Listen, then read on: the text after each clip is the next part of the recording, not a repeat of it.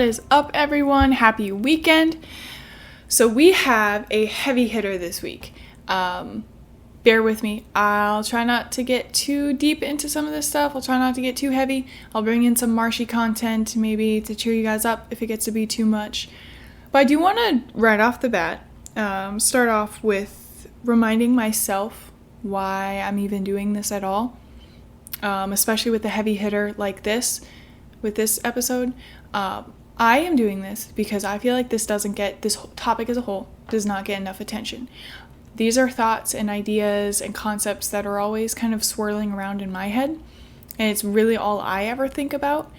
And realistically, the majority of the people that I work with, that I'm around, that I see, they don't really acknowledge this stuff, and I can't really talk about it with them. So I'm using this as my outlet, because otherwise I don't really have an outlet for my ideas. So that's why I started this podcast. This can be a very heavy topic. A lot of people shy away from it, and honestly, that's what I'm really going to be focusing on with this episode. When we're having conversations and it's always very shallow, very, very shallow concepts. No one ever talks about anything deep or important anymore. I name drop any of these terms or concepts and the vibe just instantly tenses up. The word race gets brought up and people shy away because they think that it's just a super deep, touchy topic or something bad that can't be spoken about. And I don't think that should be the case. Race and racism shouldn't be a topic that's ostracized, because that just kind of perpetuates the problem. We shouldn't be demonizing this word of race or minority or ethnicity. Everyone, that's like I said, that's passively part of the problem with racism in society and why it's perpetuated, because everybody treats it like a swear word. So we just don't talk about it. We just keep it on the shush. And that is not only is it not solving any of the problems that we see, but it's actively making it worse, because it is just like AA. Acknowledging and admitting that there's a problem is the first step. And so I always kind of connect talking about racism with dealing with emotions or conflicts. Can you try to ignore and repress and make emotions and conflicts disappear? Sure. You can try. Doesn't usually work though. You can repress your emotions or traumas for long enough, but guarantee they will resurface in other aspects of your life. Normally that's in negative light. And so I think that racism and talking about some of these quote unquote heavy topics is the exact same way. If we whisper black or minority, and if we treat this stuff like swear words, or worse, if we just repress all the discussion and acknowledgement that this is even a problem, and if we just continue to pretend like this doesn't exist, what do you expect will happen? That maybe if we close our eyes to it and never talk about it for long enough, that it'll just go away. People will stop being racist. People will just stop having unconscious bias. No. I mean, it's like that shitty argument that we always had for shell shock and that type of treatment during the World Wars. And look how that turned out for us. They couldn't deal with their nightmares or their traumas, drowned their PTSD with drugs and alcohol and misdirected aggression. And now look where we are. We have a generation of emotionally and physically abused people who are people pleasers with a fear of speaking up for themselves, because we were trained from a young age that love and support were conditional and based on our behaviors. So I don't think that not talking about it or not acknowledging it is really a solution. And it is definitely not the answer to this. But anyway, I digress. So remember from my first episode when I was talking about wanting people to take a more active role against racism in society? So like I said, I kind of want to dive a little bit deeper into that piece today, especially this concept of active versus passive racism. So for my degree, primarily that was all of my research topics, that every essay I wrote, every presentation, everything I did was basically formed around this concept of what we call anti-racist theories and pedagogies and practices. It was a term that I hadn't heard of before, and a lot of this information was new to me in terms of I had just never heard of it before. I never considered this aspect before. It was always just like, oh, you're not racist? That's a good thing. And everything was just kind of left at that. And then once I actually started doing a little bit deeper research into the topic, reading more books, listening to more podcasts, all this stuff, I really realized like it's not enough to be not racist anymore. It really isn't. It's just perpetuating these issues. Like if you have to be actively anti-racist, especially to make a difference in our systems. And so you can't just not hate other ethnicities. You can't just not intentionally discriminate. That's not enough anymore. You have to do more. You have to be better. You have to have a more active role in some of these anti-racist behaviors. And from what I read, honestly, a lot of it really just stems from acknowledging that there is unconscious bias in our systems, from our daycare systems, from our educational, from K to 12th grade to university level educational systems, our judicial systems, our hiring systems, our job opportunities. Every single step of the way, every single tiny little facet of society is affected by systemic racism, unconscious bias, so on and so forth. And honestly, it sounds corny and cliche, but you really do. You just have to acknowledge that it's a problem. And sometimes that means that you're part of the problem. There have been times that I've realized where I, as a white privileged female, like I am part of the problem. But the only way to fix it is, like I said, very cliche, but acknowledge that maybe you are part of the problem, and then just work on addressing that, fixing that, and raising awareness for other people. So if you guys are into reading, feel free to reach out. Let me know. I have so many excellent book recommendations for y'all. I've got a bookshelf full. Just let me know. But all of this to say, we as white privileged people seem to think that racism isn't real or prevalent anymore. Like I've heard people say like, oh, well, it's so much better today for black people than it used to be. And I'm like, one, that's not a good argument. That's not really a strong argument to go with.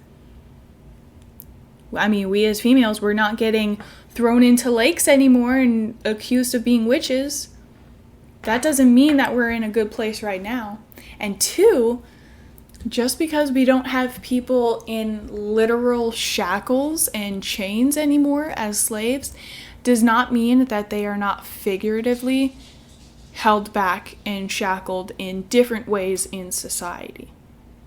If you're white and if you honestly, truthfully think that we all get the same treatments, the same opportunities, the same chances,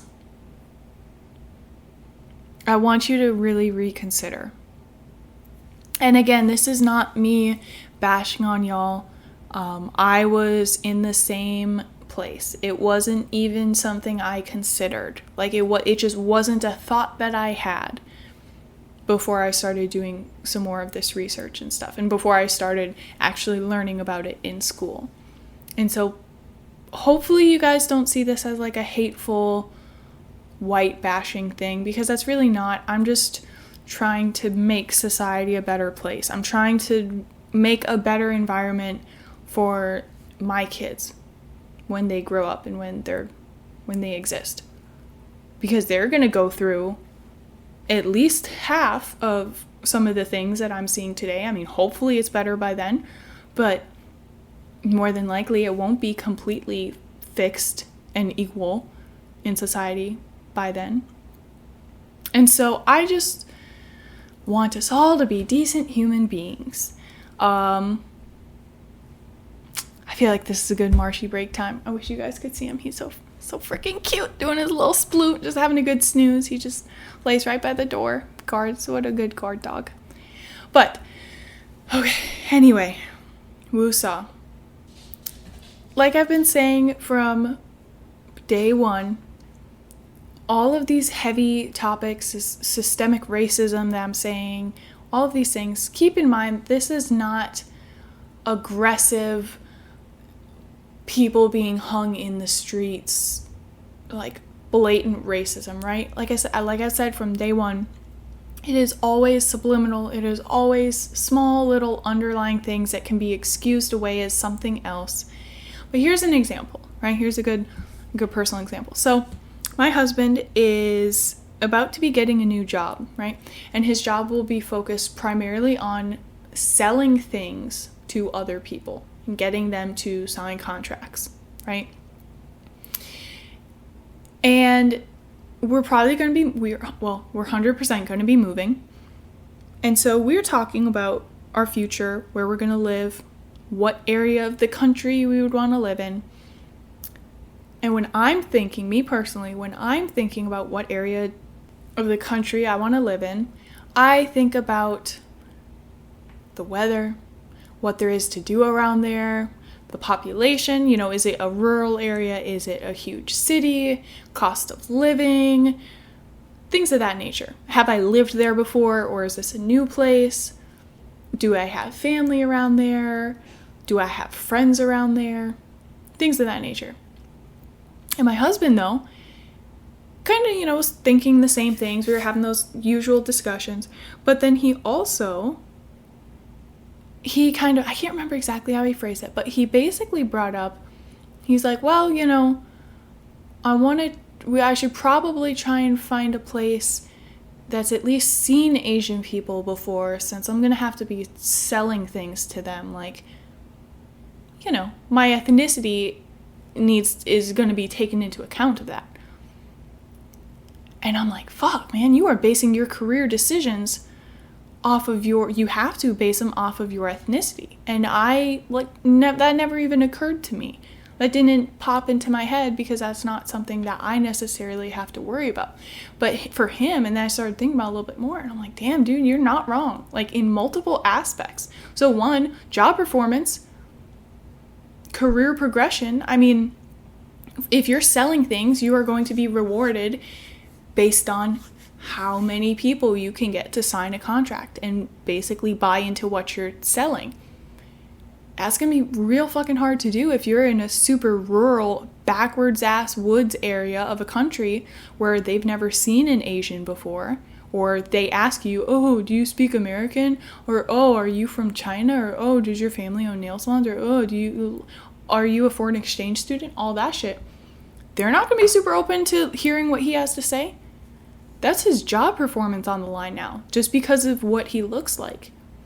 I mean, that is 100%. The zip code and the demographic that he is placed in will have an impact, potentially, in some way or another, on how fast he promotes, and job performance, and then subsequently job satisfaction.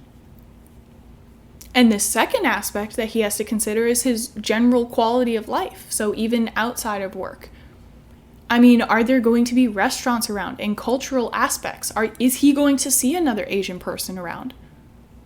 Or is he going to get one half of an aisle in the grocery store that's labeled Oriental aisle or minority aisle, where it's just a combination of tortillas, ramen, and maybe some frozen lumpia, and whatever else that they think is Oriental or a minority food? Anything that's not American, is that all that he's going to get? I mean, what kind of quality of life is that? And then, of course, the third one, which probably, thinking back, I probably should have listed this first, but the safety aspect, I mean, this is a huge one too. Is he going to be, actively targeted where he goes? I know that sounds dramatic, but I mean, what was that? Less than a couple years ago, when in our area, there was a ton of hostility and attacks against every Asian. And I mean, even now, when we were planning a vacation, a trip back home to see my family, we were talking to his mom, and we are like, yeah, we're going to do this, we're going to do that, all these white things, blah, blah, blah. And my mother-in-law ended the phone call, which she doesn't normally end it this way. And she was like, okay, well, just please be safe, please be careful, because, you know how it is out there right now. And I'm like, damn, my mom doesn't have to say that to me. You know what I mean? Like, it's just something that I never really had to consider or think about. All of this to say, like, this shit is real. Like, this happens. This 100% is real. So yeah, man. All in all to say, this is a heavy topic, but I think that this is important for everyone to hear and to know about. Especially for those people that realistically are driving the system, aka white privileged people. I think that we should know and be aware that the choices that we make and some of these subliminal decisions that we're making are affecting other people. So that's it for me. Be a decent human being. Be better. Catch y'all next week. Okay, bye.